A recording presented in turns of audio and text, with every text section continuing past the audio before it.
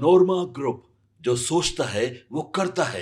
आपके अपने सपनों का आशियाना। प्रधानमंत्री नरेंद्र मोदी के जाने के बाद नीतीश कुमार लगातार बैठकों के दौर से गुजर रहे हैं और उनकी गुप्त बैठक की एक सूचना जो अंदर खाने से आई है उसने कहीं ना कहीं बिहार की राजनीति में कुछ बड़ा होना होगा इसके संकेत देने शुरू कर दिए हैं। आपको बता दें कि नीतीश कुमार ने प्रधानमंत्री नरेंद्र मोदी के जाने के बाद धड़ाधड़ कई फैसले लिए हैं। उन फैसलों को देख करके ऐसा लगता है कि नीतीश कुमार सब कुछ ठीक करने में लगे हुए हैं और जो बातें सीट शेयरिंग के समझौते से बिगड़ने की स्थिति में थी उसको संभाल करके एक नए रास्ते की तलाश में नीतीश कुमार निकल पड़े हैं। 2025 के चुनाव को लेकर के नीतीश कुमार की तैयारियां सब देख रहे हैं और ये जान भी रहे हैं कि नीतीश कुमार 2025 से 30 फिर से नीतीश वाले नारे पर पूरी तरह से काम करना शुरू कर चुके हैं। बिहार में विधानसभा चुनाव से पहले जिस तरह से आयोगों के गठन की बात आपके सामने आई होगी, धड़ाधड़ करके फैसले आ रहे हैं और इन फैसलों में नीतीश कुमार समीकरण साधने में लगे हुए हैं। ये समीकरण जातीय के साथ साथ और भी बड़ी बड़ी जो समीकरण है जिसकी संभावनाएं पिछले बार नीतीश कुमार को तीसरे नंबर पर ढकेल दी थी, उन सभी संभावनाओं पर वो कहीं ना कहीं इस बार पूरी तरह से होमवर्क कर रहे हैं। जो वर्तमान स्थिति है उसमें नीतीश कुमार को ये समझ में आ गया है कि भारतीय जनता पार्टी चाहती क्या है। खास करके भारतीय जनता पार्टी का बिहार नेतृत्व और दिल्ली के नेतृत्व में तारतम्य नहीं बैठ रहा है। इसको लेकर के पार्टी के भीतर भी खलबली मची हुई है और लगातार हमने आपको खबरों में बताया भी है और आप देख भी रहे होंगे कि भारतीय जनता पार्टी के भीतर भी कई खेमेबाजी और गुटबाजी शुरू हो चुकी है।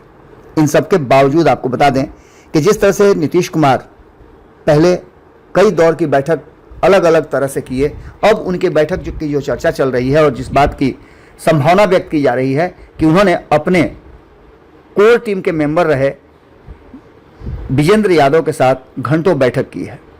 उनकी बैठक विजेंद्र यादव के साथ होने का मतलब ही कुछ और होता है। इससे पहले भी आपको पता है कि विजेंद्र यादव के साथ उनकी बैठक हुई थी तो बिहार की राजनीति में बड़ा उथल पुथल हुआ था और बार बार हम ये आपको बताते भी हैं कि जून जुलाई का महीना बिहार की राजनीति के लिए बड़ा ही कष्टकारक होता है। कोई बड़े परिवर्तन की संकेत देते रहा है और अक्सर परिवर्तन होते भी रहे हैं। आपको बता दें कि 2013 से आप अगर उठा करके देखें इतिहास के पन्नों को तो नीतीश कुमार के परिवर्तन का और बड़ी फैसलों का ये वही वक्त है, जून और जुलाई का महीना, जिसमें बिहार की राजनीति में उथल पुथल मचता है। खैर, इन सारी बातों के साथ साथ नीतीश कुमार के जो फैसले आ रहे हैं उन फैसलों से कई तरह की बातें सामने आ रही है और नीतीश कुमार से मुलाकात के बाद और मुलाकात के एक दिन पहले से चिराग पासवान के भी तेवर बदले हुए नजर आ रहे हैं। उनके बदले हुए तेवर और उसके साथ साथ उनके लोगों को आयोग में जगह देना, ये दोनों बातें एक अलग कहानी की तरफ इशारा कर रही हैं। सबसे बड़ी चर्चा अनुसूचित जाति आयोग की हो रही है। वैसे नीतीश कुमार के साथ पार्टनर के तौर पर चाहे तो जो भी पार्टी रहे, लेकिन उसकी डिमांड हमेशा से रहती है। इन सभी बातों को लेकर के जो वर्तमान स्थिति बनी है वो साफ साफ इशारा कर रही है कि बिहार की राजनीति में कुछ अलग होने वाला है और ये क्या अलग होने वाला है इसकी भी चर्चा हम आपसे करेंगे। लगातार सरकार को अपने हिसाब से चलाने वाले नीतीश कुमार शायद पहली बार विधानसभा चुनाव से पहले रोजाना किसी न किसी आयोग का गठन कर रहे हैं। इस बार उन्होंने एक तीर से दो निशाने साधने या कहा जाए तो कई निशाने साधने का काम किया है। एक तरफ जहां चिराग पासवान को उन्होंने सेट कर दिया है तो वहीं दूसरी तरफ जीतन राम मांझी के दामाद को भी जगह दे करके उन्होंने एक नई कहानी रच दी है। इतना ही नहीं, आपने देखा होगा कि सवर्ण आयोग का भी गठन हुआ है। खास करके अगर बात करें हम तो बिहार में ये चुनावी वर्ष है, विधानसभा चुनाव होने वाले हैं। इससे पहले नीतीश कुमार ने एक बड़ा दांव खेला है। उन्होंने कई आयोगों का गठन कर इसमें अल्पसंख्यक आयोग, उच्च जाति आयोग, एससी कमीशन, महादलित आयोग, मछुआरा आयोग, इन सभी को स्थान दिया है और सभी को स्थान देने के बाद इन आयोगों के अध्यक्ष, उपाध्यक्ष और सदस्यों के नाम की घोषणा भी कर दी है। सबसे ज़्यादा चर्चा एससी कमीशन की को लेकर के है क्योंकि यहाँ नीतीश कुमार इसके गठन में चिराग पासवान और जीतन राम मांझी दोनों को खुश कर दिए हैं। मृणाल पासवान को एससी कमीशन का अध्यक्ष और देवेंद्र मांझी को उपाध्यक्ष बनाया गया है। बिहार अनुसूचित जाति आयोग के कई सदस्यों को भी शामिल किया गया है। संजय कुमार रविदास, रुबेल रविदास, अजीत कुमार चौधरी, ललन राम, राम नरेश कुमार, राम ईश्वर रजक और मुकेश मांझी को सदस्य बनाया गया है। इन सभी बातों को लेकर के जो वर्तमान परिस्थिति है उसमें एक बात तो साफ साफ नजर आ रहा है कि एक बार फिर से नीतीश कुमार ने अपनी मुट्ठी में बिहार कर लिया है। अब ये बात हम इसलिए कह रहे हैं कि लगातार ये बात आपने सुनी भी होगी कि भारतीय जनता पार्टी इस बात को लेकर के काफ़ी इंटरनली तैयारी कर रही थी कि इस बार वो अपना मुख्यमंत्री देगी। लेकिन उससे पहले आप देखे होंगे कि नीतीश कुमार के बाद एनडीए में ही एक और मुख्यमंत्री की चर्चा जबरदस्त ढंग से हो गई है और आंकड़ों के हिसाब से अगर देखें तो लगातार ग्राफ में परिवर्तन हो रहा है। एक तरफ जहां विपक्ष में दो दो मुख्यमंत्री के चेहरे बहुत मजबूती के साथ हैं, तीसरा भी अपने आप को मुख्यमंत्री के श्रेणी में रख रहा है, तो वहीं एनडीए के में ही मुख्यमंत्रियों की बाढ़ आ गई है। भारतीय जनता पार्टी की तरफ से आधा दर्जन मुख्यमंत्री के चेहरे हैं, तो वहीं चिराग पासवान को मुख्यमंत्री का देखना उनकी पार्टी चाहती है और जो ले करके आपने देखा होगा कि पोस्टर और बैनर धड़-धड़ लगाए जा रहे हैं। इतना ही नहीं, चिराग पासवान के बिहार चुनाव लड़ने की सूचना और उनके इस बात को अपनी पार्टी के जो फैसले हैं उस पर सहमति जताना इस बात की तरफ इशारा करता है कि चिराग पासवान भी जो पहले बता चुके हैं कि वो बिहार के लिए ही चुनाव और राजनीति में आए हैं, तो निश्चित रूप से वो बिहार में चुनाव लड़ना चाहते हैं और आगे वो इस पर तवज्जो भी देंगे। खास करके अगर बात करें हम तो नीतीश कुमार ने और उनके मुलाकात के बाद ये बात और आगे बढ़ी है। यहाँ तक कि नीतीश कुमार के मुलाकात के बाद ये भी पोस्टर लगा था कि मिल गया आशीर्वाद, चिराग आ रहे हैं बिहार। मृणाल पासवान जो अध्यक्ष बने हैं लोक जनशक्ति पार्टी रामविलास पासवान के, वो दामाद हैं और चिराग पासवान के जीजा हैं। वहीं उपाध्यक्ष देवेंद्र माझी हम सुप्रीमो जीतन राम माझी के दामाद हैं, जिनको लेकर के हमने पहले भी आपको बताया है कि उनकी चर्चा एक बार पहले भी चली थी जब जीतन राम माझी मुख्यमंत्री हुआ करते थे। देवेंद्र माझी उस समय चर्चा में आए थे, जीतन राम माझी ने उन्हें अपना पीए बनाया था।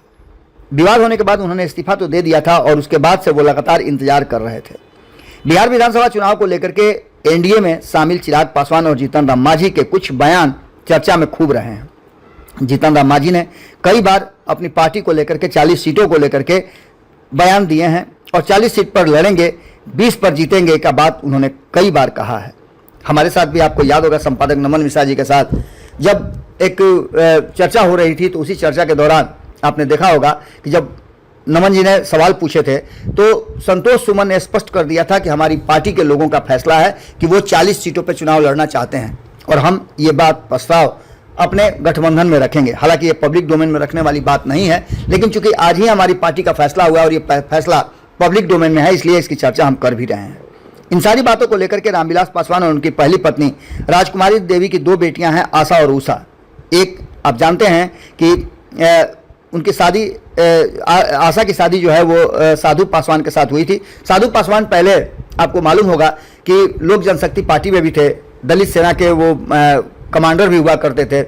इन सभी बातों के साथ उनको कई बार चुनाव भी लड़ाया गया, लेकिन अंततः जो बातें सामने आई उसे देख करके स्पष्ट नज़र आता है कि कहीं ना कहीं उनकी रामविलास पासवान से नहीं बनी और उन्होंने रामविलास पासवान को लेकर के कई बातें भी कही थी, कई तरह के आरोप भी लगाए थे। लेकिन उषा पासवान के पति मृणाल पासवान कभी भी इस तरह की बात नहीं किए हैं और लगातार वो साथ में रहे हैं। धनंजय कुमार उर्फ मृणाल पासवान से उषा की शादी हुई थी। चिराग पासवान के सौतेले बहनोई हैं, पटना के कंकड़बाग में रहते हैं। रामविलास पासवान की दूसरी पत्नी रीना पासवान है, जिनसे बेटा चिराग पासवान और बेटी निशा पासवान है। निशा पासवान के पति अरुण भारती हैं, जो जमुई लोकसभा से सांसद हैं।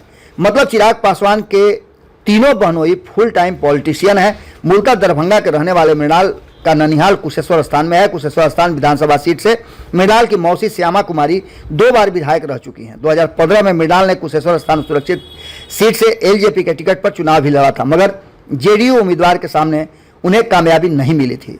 अब उनको चिराग ने आयोग में सेट किया है। खैर, नीतीश कुमार के इस फैसले को लेकर के बात तो कही जा रही है कि भारतीय जनता पार्टी के लिए ये कठिन समय हो सकता है। अंदर ही अंदर नीतीश कुमार क्या सेट कर रहे हैं, ये कहना और देखना बड़ा ही अजीबो गरीब तरह की बातें सामने आ रही हैं। आपको बता दें कि एक तरफ भारतीय जनता पार्टी जो तैयारियां कर रही हैं, उस तैयारी को आप देखिए, और दूसरी तरफ नीतीश कुमार का मास्टर स्ट्रोक। बिहार की राजनीति में नीतीश कुमार को कहा जाता है कि वो चाणक्य हैं और यहाँ किसी की दाल गलने नहीं देते हैं। पिछले 20 सालों से नीतीश कुमार जिस तरह से चाहते हैं बिहार को नचाते हैं और बिहार में सत्ता का सुख भोगते हैं। 2014 में कुछ दिनों के लिए मुख्यमंत्री बने जीतन राम माझी 13 साल तक टेलीफोन एक्सचेंज में नौकरी की थी। छोटे भाई की नौकरी पुलिस में लग गई तो उन्होंने अपनी नौकरी छोड़ दी और राजनीति में किस्मत आजमाने लगे। मांझी ने कुल 7 संतान हैं, जिनमें 5 बेटियां और 2 बेटे हैं। बड़े बेटे संतोष मांझी एमएलसी हैं, फिलहाल बिहार सरकार में मंत्री भी हैं। संतोष मांझी की पत्नी यानी कि मांझी की बहू दीपा मांझी जिला परिषद के सदस्य रह चुके हैं और अब वो विधानसभा में भी हैं। इमामगंज से उन्होंने चुनाव लड़ा था और वो जीत भी गई हैं।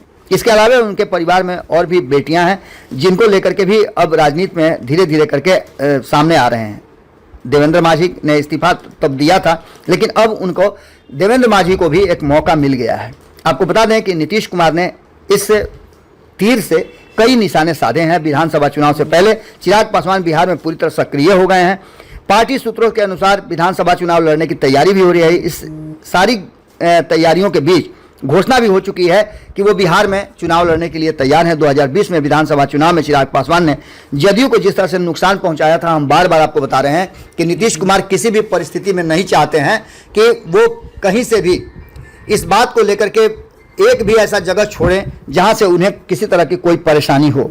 चिराग पासवान को लेकर के जो डर था, उस डर को कहीं ना कहीं समाप्त करने के लिए नीतीश कुमार ने पहले भी भारतीय जनता पार्टी से ये बातें कह दी थी और इसके साथ साथ जो परिस्थितियां बनी हैं वो साफ इशारा कर रही हैं कि किसी भी हाल में इस बार कोई भी ऐसा छोटा सा छोटा जगह भी नहीं छोड़ना चाहते हैं नीतीश कुमार, जिससे कि आने वाले चुनाव में उन्हें किसी तरह का कोई समस्या हो। चिराग पासवान को साधने के लिए उन्होंने जो रणनीति अपनाई है वो साफ साफ नजर आ रहा है।